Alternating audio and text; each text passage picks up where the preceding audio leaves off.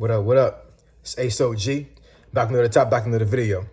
So the title of this video is going to be, don't hate DoorDash, hate the algorithm. So admin notes, thanks again to all subscribe to the channel. I endeavor to keep pushing the video out, give you leverage, better yourselves. So let's get into it. So don't hate DoorDash, hate the algorithm. So I just saw a video from a YouTuber called Todd Bangs. I'm going to have his link in the description below.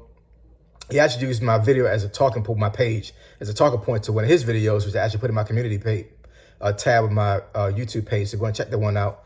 But he spoke straight facts in that video. I ain't even gonna front. I mean, straight facts. But I'm gonna put a little spin on that. But I'm still gonna be in line to what he was saying. So the growth that I had on YouTube did not start until I started actually hashtagging DoorDash on my videos. Not the titles, but just in the description. So so circling back a little bit. So when I first started saying DoorDash, which was about a month and a half ago, just like anybody else, I was on that wave. I was really happy for her. Started watching a lot of her content. I had the notifications on, all that.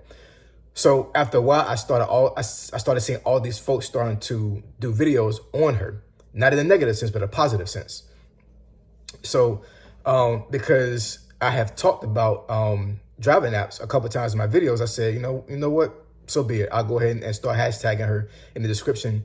And also I added her onto the description as well. So after doing that, I started seeing a little bit of growth on my channel, but not to say not as much as what I wanted to see, but it was enough to where I saw there was a difference. And I've been hashtagging certain phrases and certain terminology for the last year anyway to begin with, which actually I really believe started to have me attain growth on my channel. Before that, I did not hashtag anything. Then I saw another YouTuber called Big Ward the Genius, and I see his descriptions. He has like almost 20 to 25 different hashtags. So I may do another video on that as well, as far as like talking about hashtagging and how you can work it to your advantage. But real talk, I did not think about this until he made that video speaking about Todd Bangs. And I'm like, that might be the reason why the one video that I have, which at the time of this video has 14,000 views, that might be the reason why my video took off, because of me hashtagging DoorDash. But here's the thing. So the video that I made is not a particular topic that I remember DoorDash talking about. But the thing is because of the likeness of the video, meaning that there was some talking points, I think in some of her videos that may have alluded to what I spoke of on that particular video. I think that's the reason why that video took so well. In other words, the like-mindedness of the folks that watch DoorDash had this in their mind thinking it, and then I'm the one that spoke on it, if that makes any sense, right? Because the video I'm talking about is the one I made a couple of days ago saying, don't tell anyone about your YouTube channel. And DoorDash has been talking about folks starting a YouTube channel, right? That's one of the themes of her channel. Like, of course, she's talked about doing DoorDash and working long hours and all these other things. But she's been an encouragement to folks to start creating a YouTube channel. So when I spoke on that video and I said, don't tell anybody about your YouTube channel, that was still in line with what she was talking about. She wants folks to start the channel. I'm telling you, don't tell anybody about the channel, right? So basically, in a sense, just like Todd Bangs was saying, I was riding that wave, which I didn't realize I was until that video started taking off. And I've seen some folks that actually have been making videos, and I've seen comments in her in some of the videos that folks have made about her, talking about that they're unsubscribing to her. They're saying that the content that she's creating right now is kind of being diluted. Excuse me. She's just revamping her videos, and what she's doing is like the titles are very similar. She may be talking about the same talking points in the same videos. All DoorDash is doing is she's feeding the algorithm.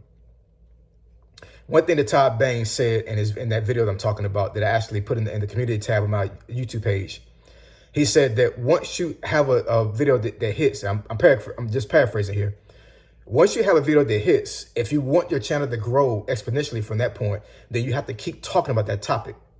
Now, as this video, I think I've made maybe 1 or 2 more videos that's kind of similar to what that video is, but the other videos I've made outside of that, I have not.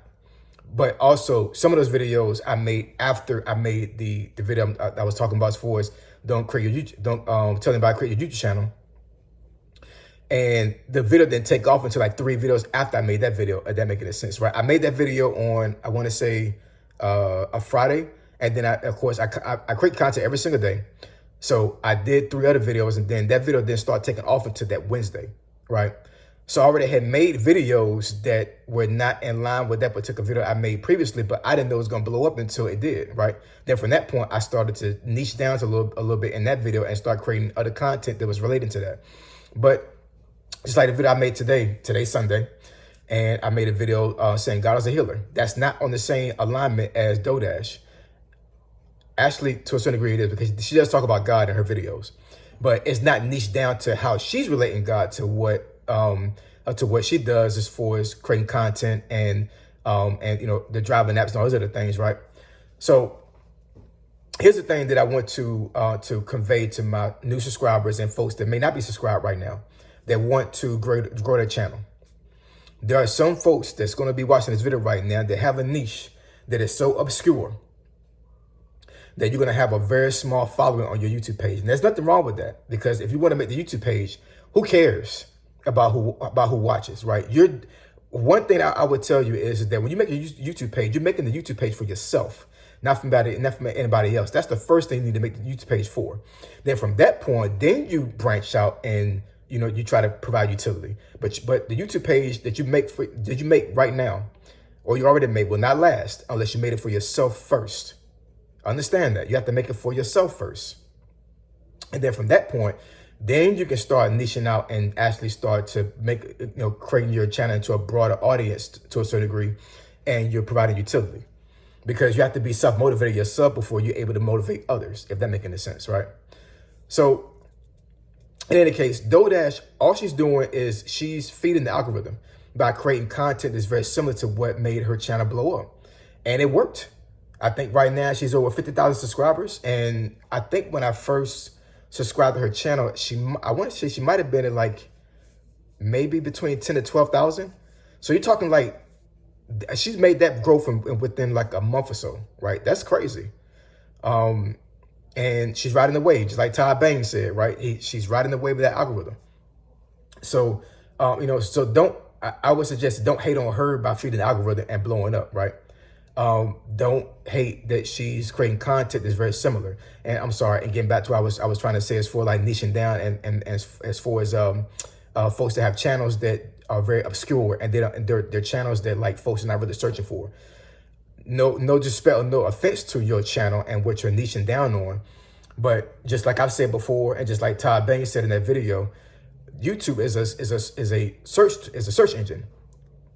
So if you have a niche or a genre of videos that folks are not normally searching for, then the algorithm is confused. It doesn't know what to push out, right? Now, what I would say is, on a caveat to that, if you have an obscure niche that is not necessarily popular in the YouTube realm, you can still hashtag trending topics on that video. And then you may get traffic doing that. And like I said, I may go into another deep dive as far as like hashtagging. But going back to Big Water Genius, his channel, if you dial down into the description of his videos, you'll see hashtags that have nothing to do with what he's talking about at all, period. And I'm sitting here like, at one point I was like, is it confusing the algorithm? Because if I'm hashtagging basket weaving and then I'm hashtagging, I don't know, Madonna, you know what I'm saying? Like, is the algorithm really recognizing that? But the thing is that the algorithm doesn't care about your video. It cares about what YouTube cares about, if that makes any sense, right? It doesn't care about you and doesn't care about your content. It cares about what's popular. So what he's done in his videos, if you drop that into his description, he's hashtagged Cardi B, he's hashtagged Puff Daddy, he's hashtagged feminism, he's hashtagged the presidents, He's hashtagged almost everything you can think of that's considered a trending topic. I think he's even hashtag trending as a word, right? But this guy has, I think at this point, I think about 70,000 followers. And his channel has been up for barely a year. Now, how can you have a channel that just started barely a year ago and you went from 0 to 70,000? Something he's doing right, right? And the reason why, and what he's doing right is that he's creating content that folks want to see. And hashtagging those videos is what made that, that's one of the aspects. I'm pretty sure that his personality and what he does on video is a big part as well. Because once you start to trend and folks start watching your channel, you got to provide utility. If you don't, and you can't talk very well, you can't articulate yourself very well, you are going off the tangent or whatever, then you may turn off your potential followers and subscribers, right?